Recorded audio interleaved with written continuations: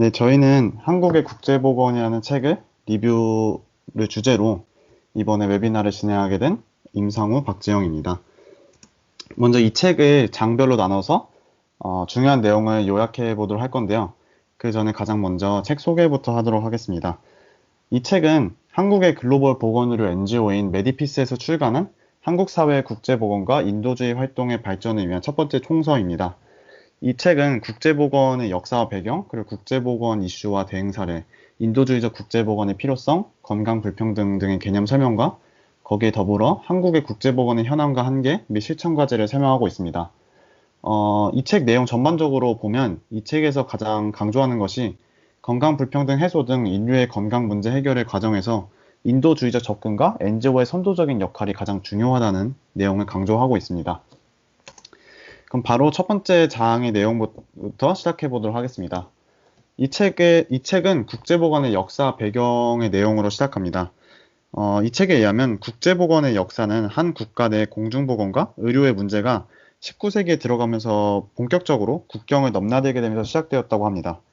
19세기 들어서 활발해진 국가 간 교역으로 인해 발생하기 시작한 보건 문제와 이에 대한 개입을 정의하기 위해서 국가 간 보건의 개념이 등장했다고 합니다. 예를 들어서 여기 사진에서 볼 수 있듯이 마드라스와 마르세유 사이의 통과 시간을 단축했던 수에즈 운하의 건설과 같이 기술상의 새로운 성과가 나타날수록 국제 교역은 점점 감염성 질환을 유행시키는 발빠른 촉매제가 되었다고 합니다. 그 결과 콜레라와 같은 보건 의료적 문제가 새롭게 개척된 국제 교역 경로를 따라서 빠르게 전파되었다고 합니다.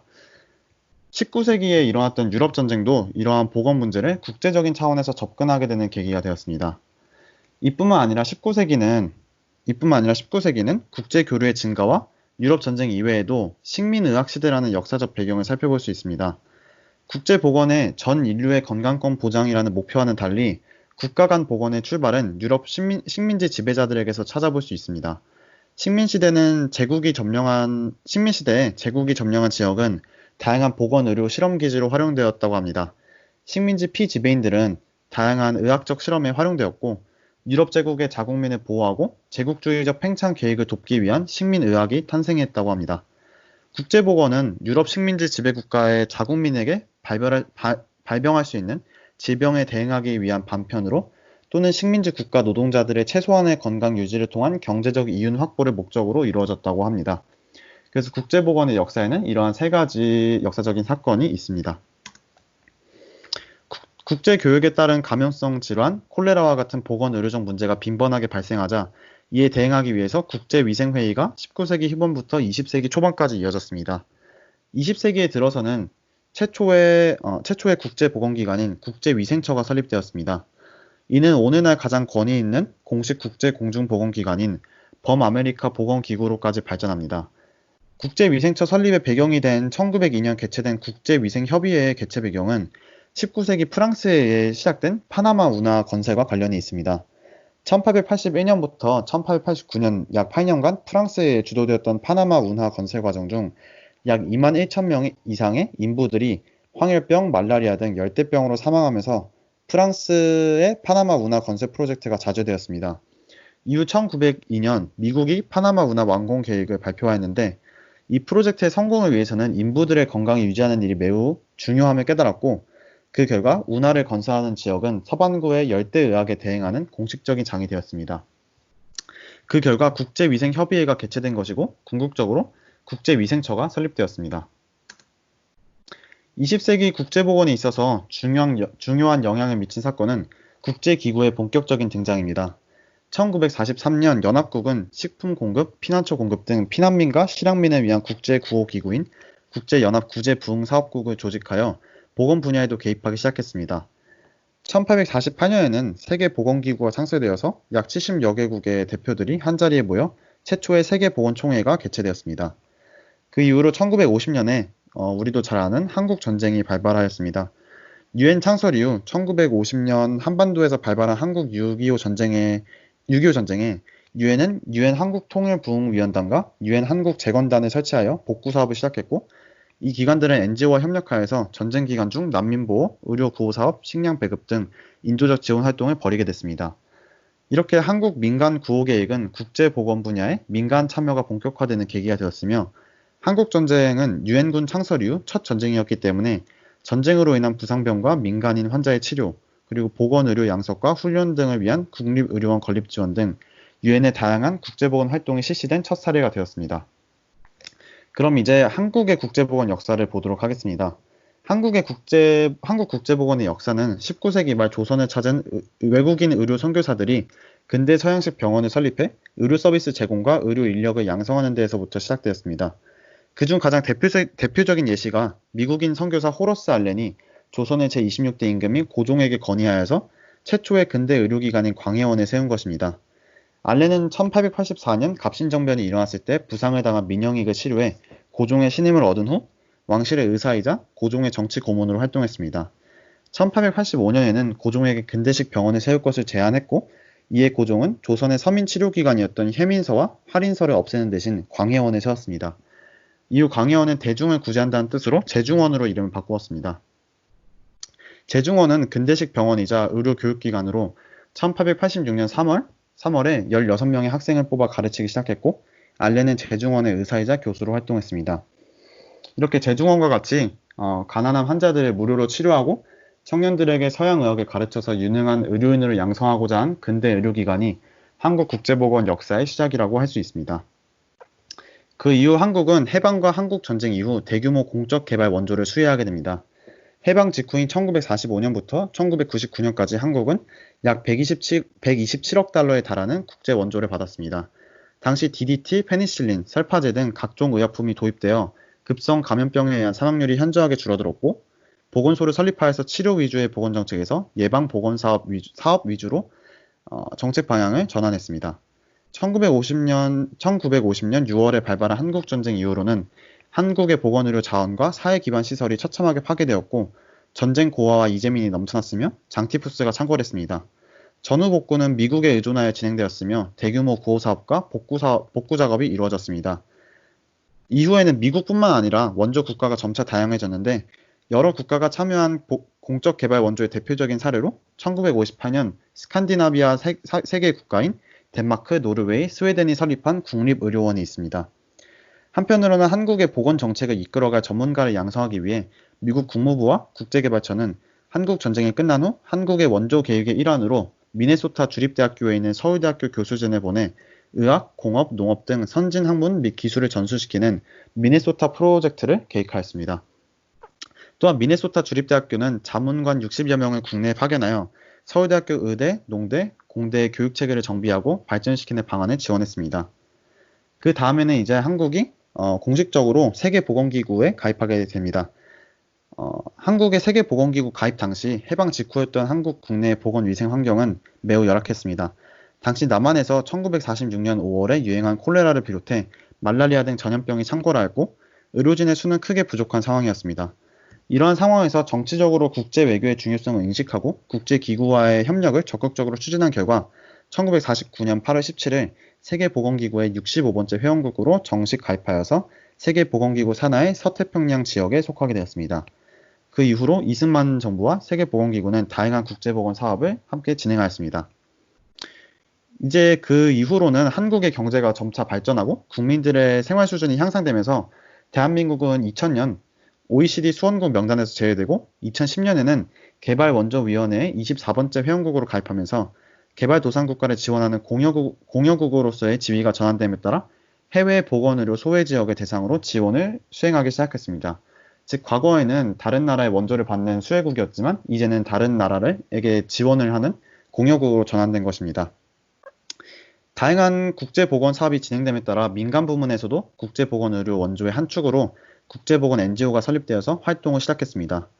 1988년 서울올림픽과 경제성장의 영향으로 1989년도부터 시작된 국외여행 자유화에 힘입어 해외 선교가 활발해지자 한국에서 최초로 토종 국제활동 NGO인 기아대책이 설립되어 1990년도부터 종교활동을 통한 모금활동과 해외 선교 및 구호활동을 시작하였습니다.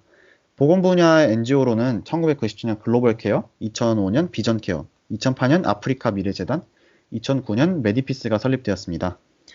학계에서도 정부나 비정부 기구 차원에서 국제보건 활동이 활발해지기 이전부터 서울대학교를 중심으로 국제보건에 기여해 왔습니다.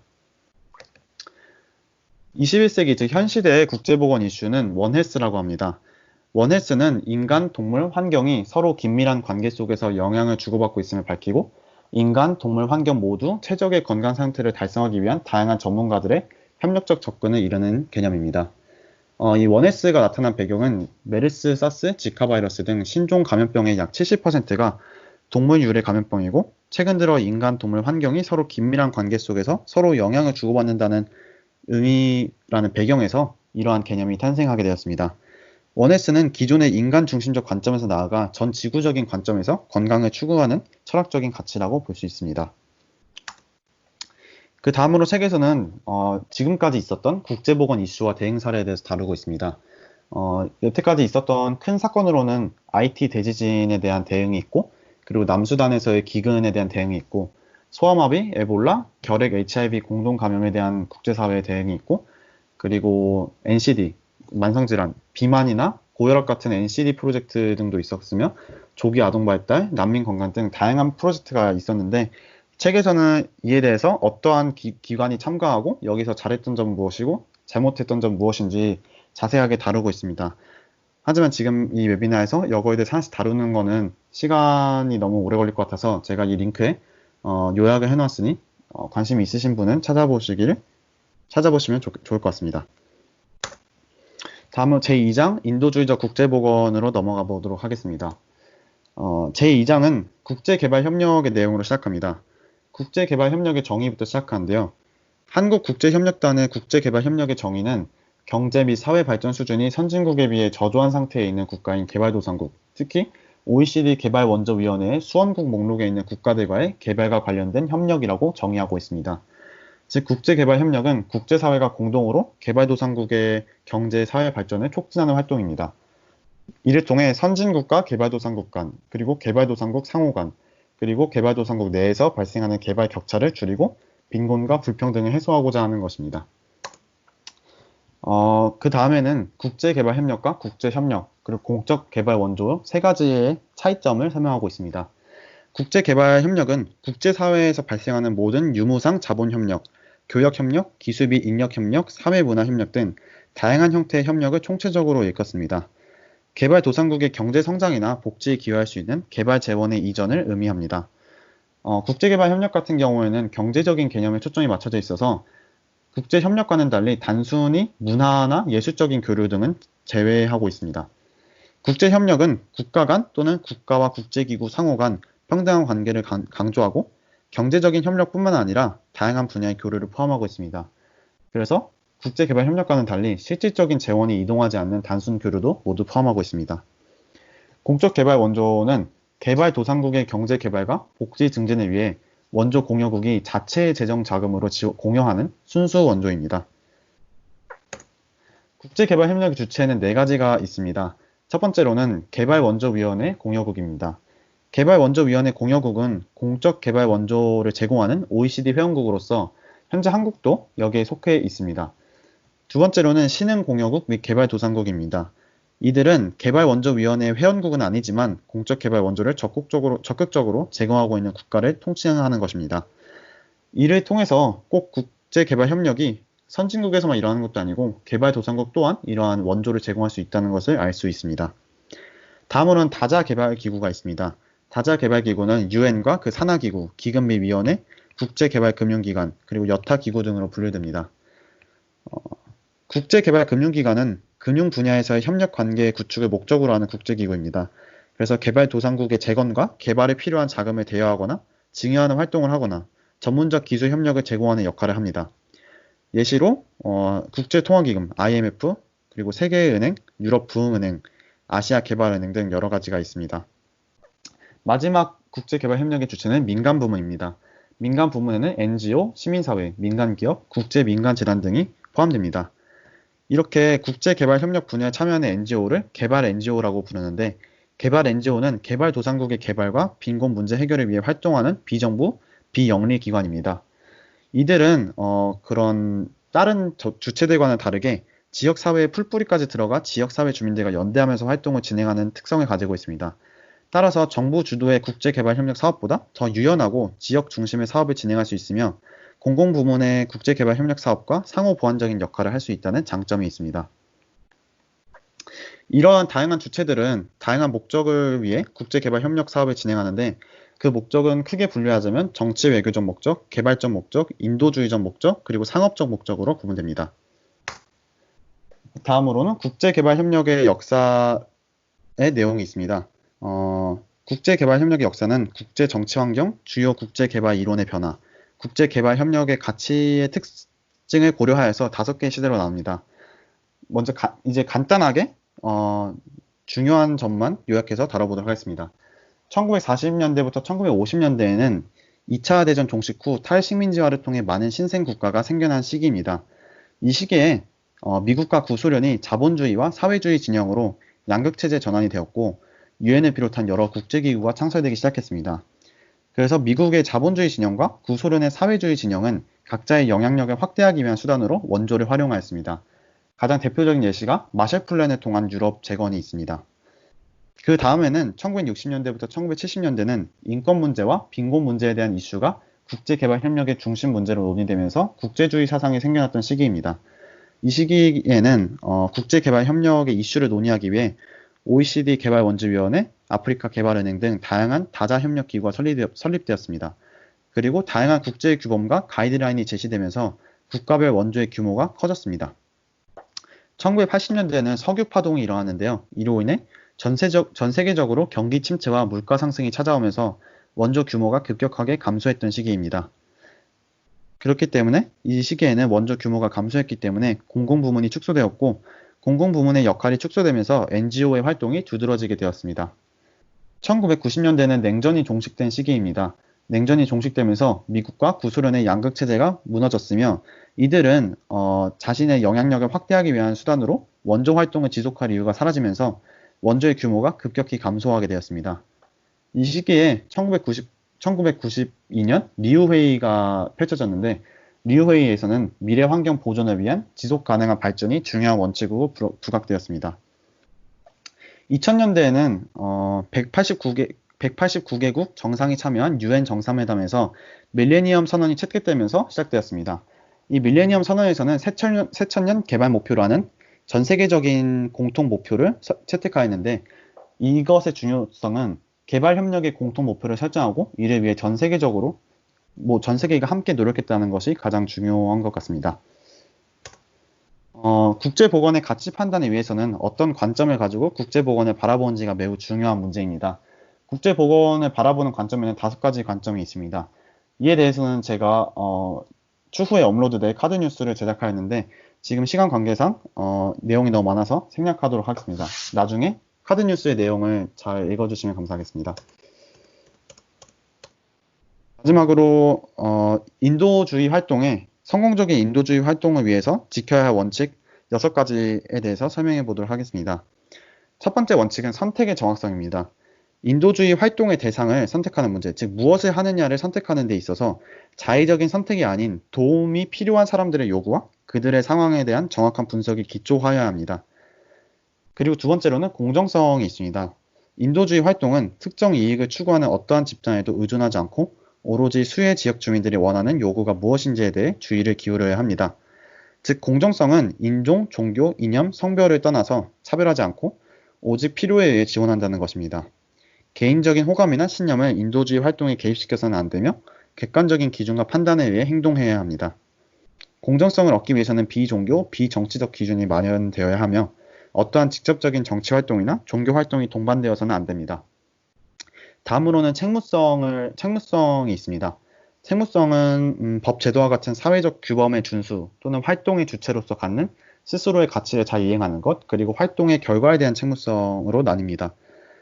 이 중에서 활동의 결과에 대한 책임감은 장기적인 관점에서 아주 중요합니다.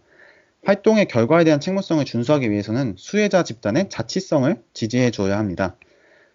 이러한 자치성을 존중하기 위해서는 고통받는 개인을 표적으로 하는 일시적 지원이 아닌 개인이 소속되어 있는 지역사회를 표적으로 하고 그 사회와의 협력을 통한 장기적인 지원을 계획해야 합니다. 그 책임감 있는 인도주의적 지원이 되기 위해서는 수혜자 개인뿐만 아니라 그 개인이 속한 집단의 존중도 함께 이루어져야 한다는 것입니다. 이러한 자치성에 대한 존중이 없어지면 이러한 인도주의적 활동은 제국주의적 성격을 쉽게 지닐 수 있습니다. 인도주의적 지원은 수의 대상을 조정하여서 이득을 취하고자 하는 제국주의적 의도를 지녀서는 안 됩니다. 다음으로 지켜야 할 원칙은 중립성입니다. 인도주의적 활동은 어떠한 적대적, 공격적 행위에도 관여해서는 안 되며 어떠한 갈등 상황에서도 어느 한쪽의 편파적인 행위를 해서는 안 됩니다. 특정 이해관계자의 이익을 위한 요청에 응해서는 안 되며 피해를 입거나 불공평한 불이익에 처한 주민들을 대변해야 합니다. 다음은 복제 가능성입니다. 지역사회에서의 인도주의적 지원은 그 사회가 충분히 스스로 흡수할 수 있는 것이어야 합니다. 그래서 지원이 종료되었을 때도 지역사회가 스스로 유지 발전시킬 수 있는 역량을 갖추고 있어야 합니다. 복제 가능성이 없는 지원은 오히려 해당 사회에 혼란만 줄 수 있으며 열등한 시민의식을 심어줄 수 있습니다. 예를 들어서 훌륭한 의료기관을 설립해 주었는데 현지 지역사회가 의료기관을 운영할 능력이 없는 경우 이것은 오히려 그 사회에 더 혼란해 줄 수도 있습니다. 국제개발협력 사업에 있어서 복제 가능성이 낮은 주요한 이유 중 하나가 조건부 원조라는 것이 있습니다.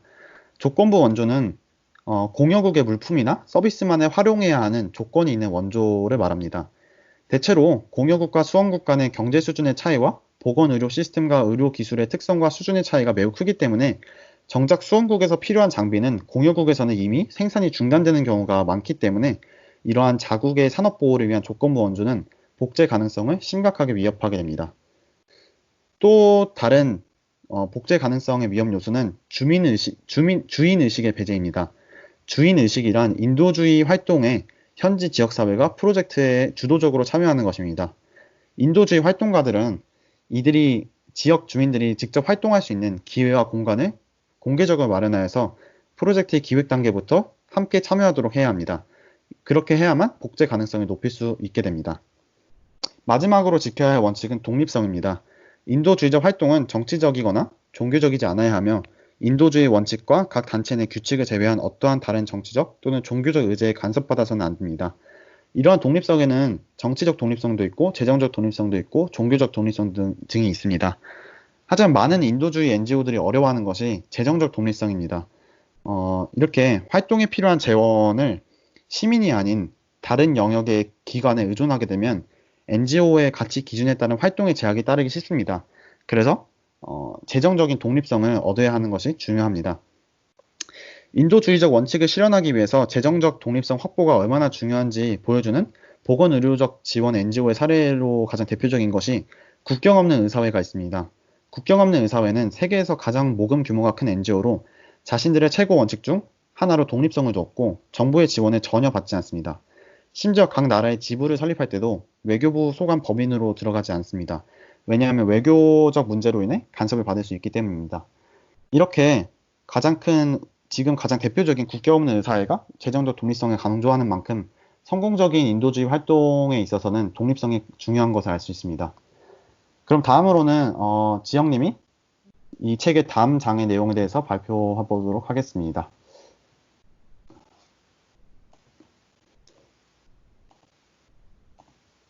혹시 화면 잘 보이시나요?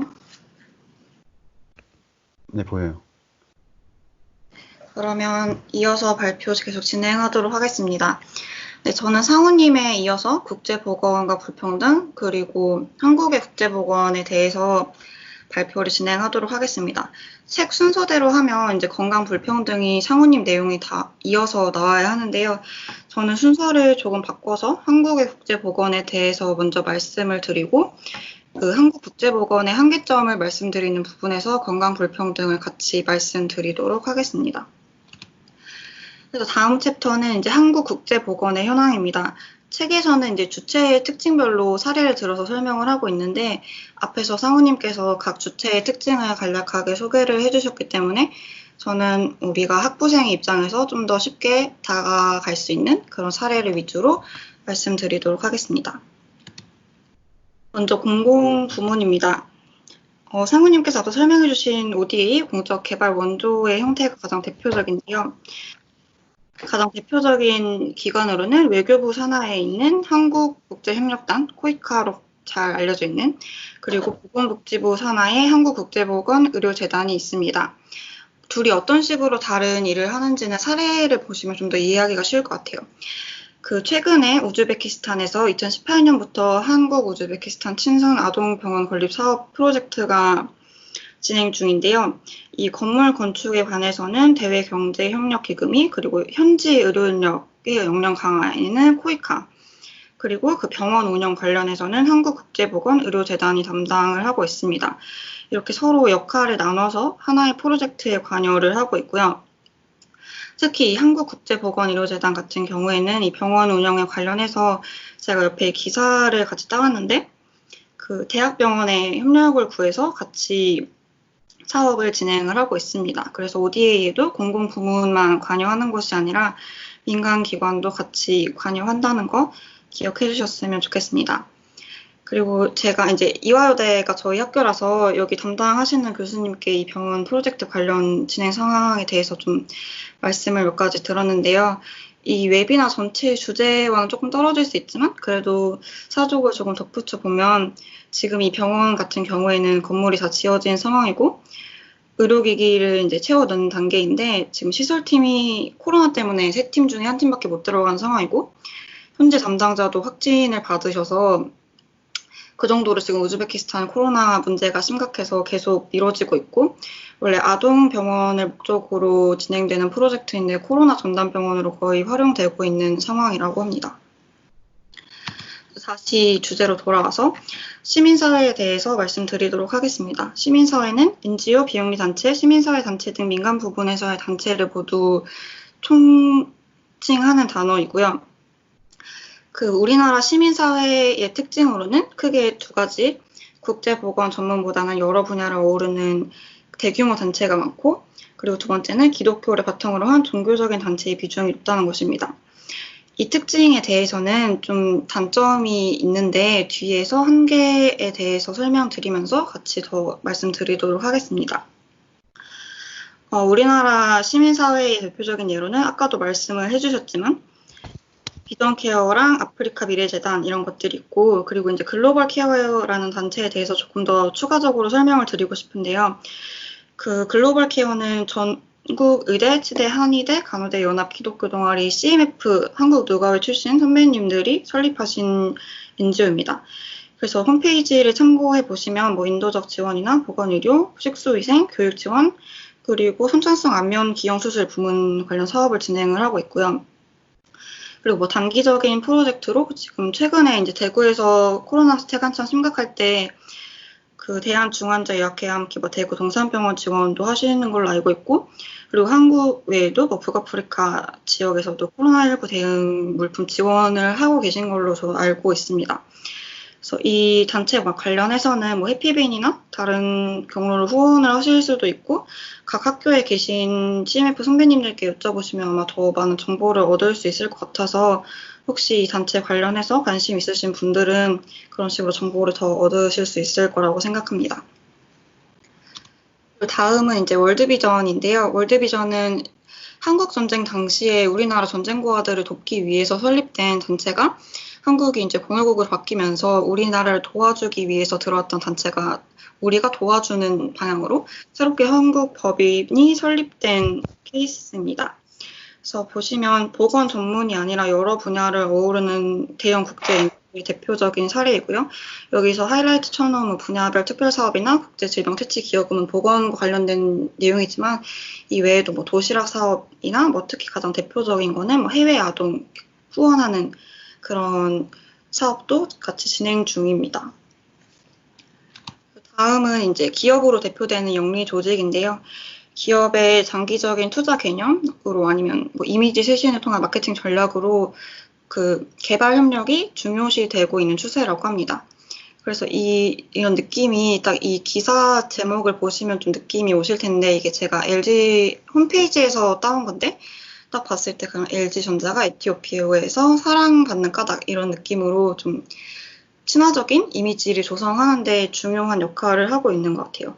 그래서 보시면 보통 이제 현금 투자나 기술 지원의 형태로 지원을 많이 하고 있고, 대표적인 예가 이제 LG에서 에티오피아 희망 커뮤니티 프로젝트를 진행을 한 건데, 직업훈련학교도 하고, 직접적으로 장학금이나 백신 접종 같은 것도 지원을 하고 있고, 작물 개발이나 소액 대출 같은 프로젝트도 진행을 하고 있는데요. 이 소액 대출을 통해서 지원하는 방식에 대해서는 LG를 떠나서 그냥 여러 NGO에서도 시도한 방식인데, 이 방식에 대해서는 좀 부정적인 시각도 있어서 혹시 관심 있으신 분들은 가난을 팝니다라는 도서를 한번 관련해서 읽어보시면 좋을 것 같습니다. 어쨌든 기업에서는 이런 식으로 진행을 하고 있고요. 그 외에도 이제 학교에서 그 국제보건의료학회가 최근에 설립이 되어서 2016년에 첫 학술 대회가 개최되었다고 하고요. 학회만이 아니더라도 제가 확인해 보니까 홈페이지에서 바로 학회지 열람이 가능한 것으로 나와 있습니다. 그리고 이런 학회 외에도 뭐 서울대학교나 연세대학교, 인지대학교, 보건대학원에서 관련 연구를 계속 진행을 하고 있고, 그리고 제가 아까 우즈벡 병원 관련해서 이화여대 말씀드린 것처럼 현지에서 병원을 설립하고 운영하는 경우에도 이제 대학 병원이 자문 역할로 참여하기도 합니다.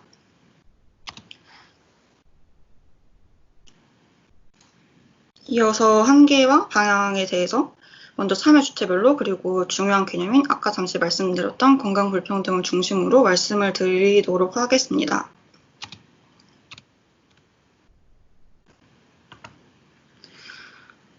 우선 정부 부문에서 참여할 때의 특징을 다시 한번 살펴보면 그 역사적으로 봤을 때 우리나라에서 이제 지원을 하는 이유가 저개발국 그리고 개발도상국에 경제적으로 좀 진출하기 위해서 이런 목적을 가지고 시작을 했기 때문에 대부분의 프로젝트를 보시면 양자간 원조를 위주로 진행이 되고 있어요. 우리나라와 상대 나라 이렇게 딱 둘이서 하는 그런 형태로 진행이 되고 있고, 그리고 이제 시설을 건축하는 것에 집중하는 경향이 있습니다. 아무래도 가시적인 효과가 있고 뭔가 딱 보이는 게 있어야지 정치적으로도 좀 지지를 받기가 쉽기 때문인데요. 하지만 실제로 이제 중요한 게 뭐 시설이 새로 짓는 것보다는 뭐 지역사회의 어떤 프로그램이나 뭐 예방사업 같은 것들을 꾸준히 진행하는 게 더 중요한 만큼 다자간 협력을 통해서 현지의 정치적, 사회적, 경제적, 문화적 맥락을 파악하고 상황에 맞는 프로젝트를 하는 것이 중요하다고 책에서 강조하고 있습니다. 그래서 내용 같은 것도 우리나라에서 진행하는 걸 보면 대부분이 이제 보자보건이나 감염병 위주의 프로젝트인데 마찬가지로 현지의 필요를 좀 더 자세하게 조사를 해서 그 내용도 다양화할 필요가 있다고 제시를 하고 있습니다. 그리고 이제 민간 부문에서의 특징은 아까 말씀드렸다시피 이제 기독교 선교단체의 비중이 높은데요. 이 이유가 아무래도 성도들이 일반 사람들보다 모금액의 비중이 높아서라고 좀 직접적으로 제시를 하고 있어요. 이게 아무래도 우리나라에서 이제 보건 관련 NGO가 등장한 게 얼마 되지 않고 좀 인식도 별로 없다 보니까 일반적인 시민의 그런 기부 참여가 좀 부족한 편이라고 합니다. 그리고 이제 기독교 선교단체의 경우에는 이미 현지에 파송된 선교사분들이 있어서 인적 자원으로 활용할 수 있다는 점만 기독교 선교단체의 비중이 높다는 것을 뒷받침하고 있는데요. 근데 아무래도 이제 정교적인 영향에서 독립되어서 활동하기가 어렵고 또 이게 하나의 어떤 중심적인 단체가 있어서 거기서 조정을 해주는 게 아니고 이제 막 개별 선교사님들이 각각 프로젝트를 진행하는 경우에는 좀 그 효과가 흩어져 있을 수밖에 없다는 한계를 갖게 됩니다. 그리고 이제 아까 말씀드린 같은 맥락으로 이제 기부금이 부족하다 보니까 뭐 NGO나 대학 같은 다른 단체도 이제 과도하게 정부 재원에 의존을 할 수밖에 없는데 그러면 어쩔 수 없이 정치적인 영향을 받을 수밖에 없어요. 그런데 아까 이제 상우님이 말씀하셨지만 독립성이 가장 중요한 지켜져야 하는 특징이기 때문에 그 부분은 좀 한계로 지니고 있다고 생각을 하시면 되고, 그래서 이제 각각의 단체가 독립적인 협력 주체가 아니다 보니까 진짜 무슨 역할을 한다기보다는 그냥 자문을 해주는 정도의 역할에 그치고 있다고 비판을 하고 있습니다. 그리고 이제 전문 NGO보다 대규모 국제 NGO 위주다 보니까 아무래도 전문성이 좀 떨어질 수밖에 없는 것도 언급을 하고 있습니다. 그래서 이러한 한계를 극복하기 위해서는 뭐 정치나 종교적으로 독립성을 확보하는 게 일단 우선이고, 그리고 이제 각각의 주체들이 독립적으로 서로의 입지를 가지고 협력해서 해야 한다고 책에서 강조를 계속하고 있습니다. 뭐 예를 들면 뭐 NGO 같은 경우에는 현장 전문성을 인정을 해줘야 하고, 국제보건의료학회에서 이제 연구조사 활동을 담당을 해서 뭐 이론적이나 뭐 철학적으로 탐구를 하고 현장 활동에 참여한 데이터를 모아갖고 이제 자료를 내면 대학에서 그 데이터를 바탕으로 뭐 교육하고 연구하는 식으로 이루어져야 한다라고 제안을 하고 있습니다. 그리고 마지막으로 이제 건강 불평등을 줄이기 위한 노력이 시급한데요. 그 보건 쪽으로만 접근을 해서 특정 질병만을 이제 타겟으로 해서 그것만을 해결하려고 하다 보면 오히려 전체적인 건강 분포의 불평등을 심화시킬 수 있다고 합니다. 그래서 특히 이제 가장 대표적인 사례가 이제 모성 보호 사업이 제가 이제 책에서 일부를 발췌한 것처럼 모성 보호 원조 사업 이후 국가 간 격차가 오히려 20년 전보다 커졌다는 지적이 계속 나오고 있다고 합니다. 그래서 그 원인으로는 이제 크게 세 가지를 들 수 있는데 먼저 이제 국제적인 원조 규모의 불균형 문제. 예를 들어서 이제 에이즈 같은 질병이 뭐 다른 뭐 만성 비감염성 질환보다 훨씬 더 투자되는 자원이 많은 게 현실이죠. 그리고 이제 빈곤 때문에 사회 간접 자본이나 인프라에 대해서 접근하기도 불균형하다는 거, 그리고 이제 연구가 부족하다는 건데, 연구 자체가 이제 부족한 것도 있지만, 가장 필요한, 이 연구가 필요한 게 이제 공여국인 그 개발도상국에서 이 연구가 더 필요한데, 오히려 그 나라에서는 연구가 잘 진행이 안 되고, 해봤자 이제 선진국에서만 조금씩 진행이 된다고 합니다. 그래서 이 건강 불평등 문제를 해결하기 위해서 이제 저자가 제안을 한 방법이 공중보건학적 접근뿐만 아니라 인도주의적 관점에서 사회경제적 측면과 정치적 측면을 모두 고려해야 하기 때문에 감시하는 정보 시스템이 확충이 되어야 한다. 그래서 사각지대를 알아내는 것이 우선이 되어야 하고, 그리고 그냥 뭐 보건단체뿐만 아니라 그 현지의 거버넌스를 잘 활용해야 이런 문제들을 해결하면서 국제보건 프로젝트를 잘 진행할 수 있을 거다라고 주장하면서 책을 마무리를 하고 있습니다. 그래서 저희가 준비한 북리뷰는 여기까지이고요. 혹시 뭐 더 덧붙이고 싶으면 질문이 있다면 해주시면 감사하겠습니다.